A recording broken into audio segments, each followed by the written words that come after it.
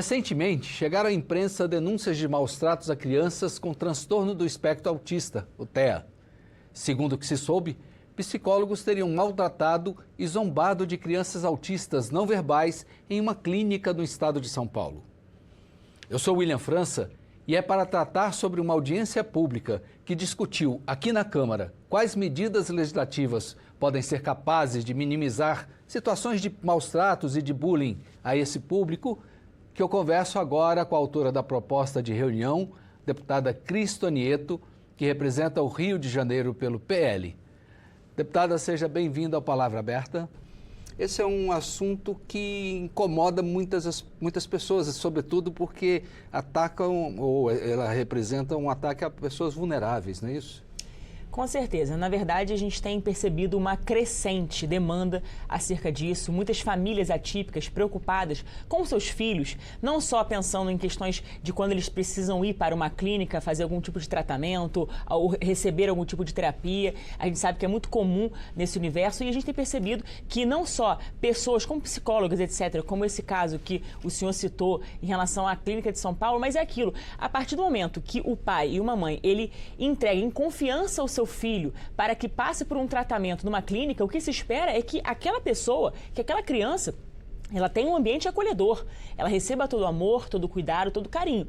E, infelizmente, não é isso que nós percebemos em muitos momentos, como nesse caso de São Paulo. Então, não tem a menor dúvida que essa é uma situação que está crescendo e necessita aí, da nossa parte, enquanto legisladores, enquanto pessoas naturalmente sensíveis a essa pauta, até porque é uma pauta também do nosso coração, esse cuidado com as pessoas, não só a situação de vulnerabilidade social, mas pessoas, por exemplo, que têm famílias atípicas, né? No caso, crianças, né, que têm um transtorno do espectro autista, então pessoas com autismo, pessoas que tenham também algum tipo de doença, até mesmo as doenças invisíveis. Então, são pessoas que, no caso, para nós, a gente precisa ter essa atenção, esse cuidado especial. Então, acho que enquanto parlamento, nós temos que ter não só essa atenção, mas receber essas demandas dessas famílias para que a gente possa pensar no fortalecimento de políticas públicas para também cuidar cada vez melhor das nossas crianças. Uma das discussões que foi tratado nessa audiência foi a instalação ou não, a conveniência ou não de instalação de câmeras para monitoramento. Como é que ficou isso?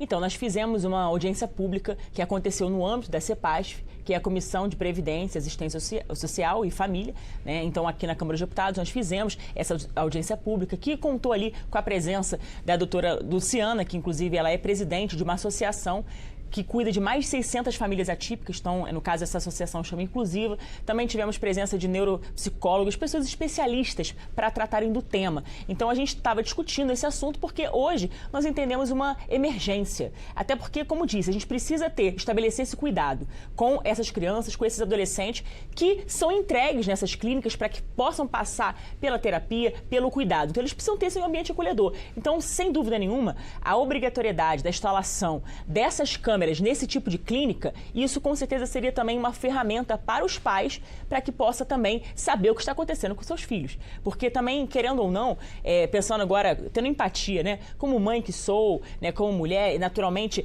me solidarizando e também tendo essa sensibilidade, reconhecer o que acontece com muitas famílias, como essas que citei, famílias atípicas, eu não consigo nem imaginar como que realmente, o que pode ter passado na cabeça daquela mãe? Imagina só a reação daquela mãe diante de uma notícia de que o seu filho, ele foi zombado, ou seja, houve um escarnecimento, houve um escárnio, né? No caso, o seu filho foi escarnecido, houve ali zombaria, então foi uma situação vexatória na qual aquela criança estava incluída, né? Então, quer dizer, um autista não verbal que passou por todas essas zombarias. Eu não consigo nem imaginar a reação dessa mãe.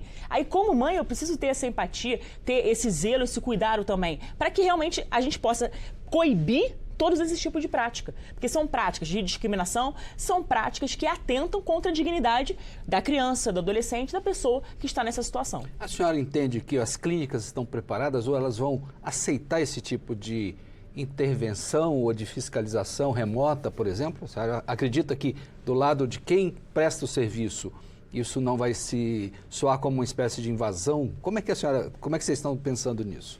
Por isso que a gente está fazendo a discussão, porque eu acho que a gente precisa ser bastante assim, pragmático enquanto legisladores que somos, né? Aí pensando, por exemplo, eu não posso pensar em elaborar um projeto de lei como se fosse uma imposição, uma intervenção, por assim dizer, sem ouvir também todos os lados, sem ouvir as demandas, inclusive, dessas clínicas. Eu acho importante ouvir. Por isso que a gente fez a audiência pública e foi um primeiro debate que foi travado ali. Mas eu acredito que nesse caso, especificamente, como o objetivo central é salvaguardar, proteger a integridade, proteger a dignidade, inclusive, daquela criança e do adolescente, o próprio princípio, por assim dizer, o direito à privacidade. Isso aí ninguém está querendo acabar com isso.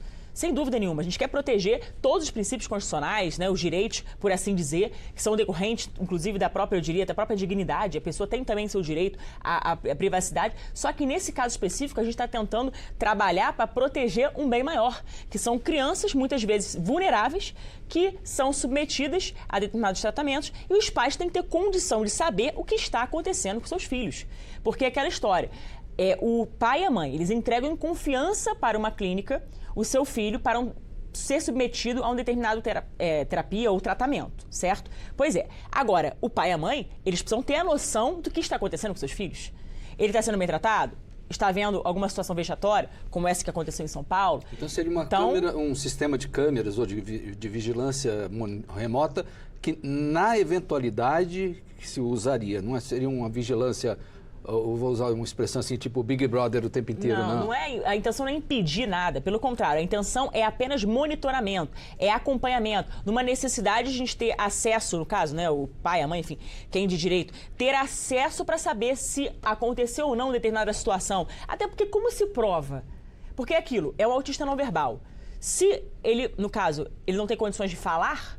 Como é que a mãe e o pai vão saber o que aconteceu verdadeiramente com ele? Então, querendo ou não, as câmeras de monitoramento, tá no nome, né? Seria um monitoramento e uma vigilância para tentar resguardar e salvaguardar a integridade daquela criança em eventual situação. Então, eu entendo que seja uma necessidade para a própria segurança, não só a dignidade, mas também para a segurança dessa criança e do adolescente. Então, não é a intenção de tornar um Big Brother Brasil, não é isso. Não é perseguir ninguém. Pelo contrário, eu sou totalmente contra qualquer forma de perseguição, ainda mais desse tipo. Acontece que a gente precisa saber, os pais, eles precisam ter a segurança também, né, de colocarem seus filhos em determinados lugares para saber que seus filhos estão sendo bem tratados, estão sendo cuidados, né? O objetivo dessa audiência, como eu havia falado, era criar ou pensar em propostas legislativas que pudessem dar sequência a resolver essa questão.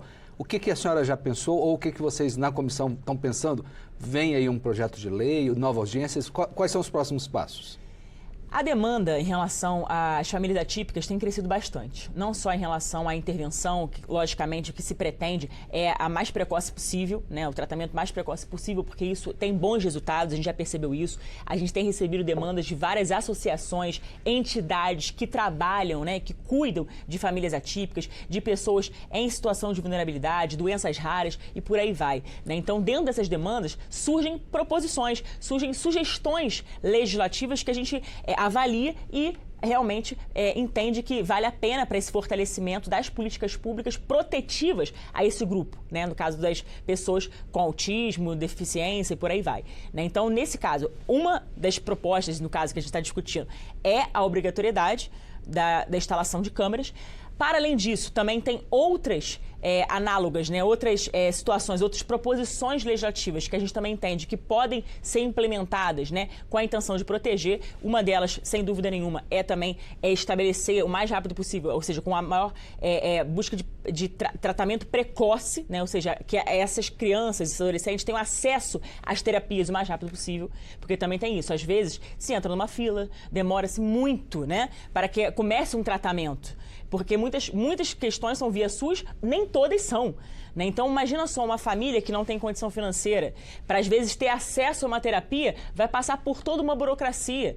Entendeu? Então, assim, nesse sentido, a gente precisa ter essa atenção e esse zelo e também empatia com essas famílias, para entender como que aí, pensando enquanto Estado, enquanto legisladores, como que nós podemos acolher essa família, como que nós podemos servir de modo mais eficaz para que essa criança seja bem cuidada e também tenha o seu tratamento, a sua terapia, o mais breve possível, para que isso também influencie na sua qualidade de vida. Porque o objetivo é esse, é dar qualidade de vida, é pensando sempre no cuidado, na política, vamos dizer assim, do cuidado dos menores, né, enfim, dessas pessoas. Tá certo. Deputada Cris, eu agradeço a sua participação aqui no Palavra Aberta e fica o convite para quando a senhora ou a comissão adiantarem algum projeto, fica o convite para voltar e a gente tratar desse assunto que realmente tem trazido preocupação, porque há um crescente aumento até de registros de casos, enfim, de maus tratos que envolvem as crianças ou as pessoas com autismo.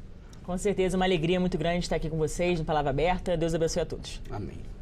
Eu conversei com a deputada Cris Tonieto, do PL do Rio de Janeiro. Quer saber mais detalhes sobre essa audiência pública sobre a qual tratamos aqui?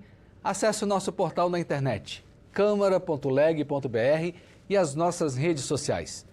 Para rever e compartilhar este programa, busque o canal da Câmara no YouTube. Muito obrigado por sua atenção.